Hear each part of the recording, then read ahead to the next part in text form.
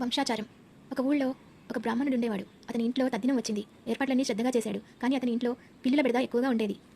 అవి ఎక్కడ ముడి పదార్థాలను అంటు చేస్తాయో అని కొడుకు సహాయంతో పట్టుకొని ఒక త్రాటితో కట్టి పెరటిలోని చెట్టుకు పిల్లులను కట్టేశాడు.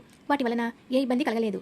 భోక్తల సమారాధన పూర్తయింది. అతనికి పిల్లులు గుర్తుకు వచ్చాయి. ఉదయం నుండి తిండి లేకుండా ఉన్నాయని జాలి కలిగి కాసిన్ని పాలు పిల్లులకు పోసి తాను ప్రసాదము అలాగే భోజనము పూర్తి చేసుకున్నాడు. అందరి భోజనాలు అయిన తర్వాత పిల్లులు కట్లు విప్పి వదిలిపెట్టాడు. ఇలా ప్రతి ఏడాది తద్దినం వచ్చినప్పుడల్లా పిల్లుల్ని అన్నిటినీ చెట్టుకు కట్టేసి భోక్తల భోజనాలు అయ్యాక వాటికి కొన్ని పాలు పోసి అందరి భోజనాలు అయిన తర్వాత వాటిని పెడుతుండేవాడు. ఇలా కొన్ని సంవత్సరాలు గడిచిపోయాయి. ఆ బ్రాహ్మణుడు మరణించాడు.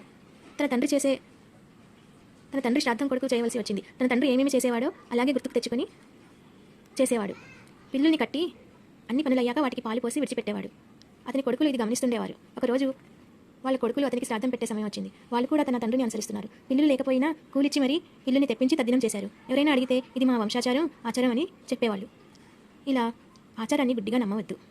కారణం లేకుండా ఆచారాన్ని గుడ్డిగా నమ్మవద్దు. ఈ కథ యొక్క నీతి. Boy friends.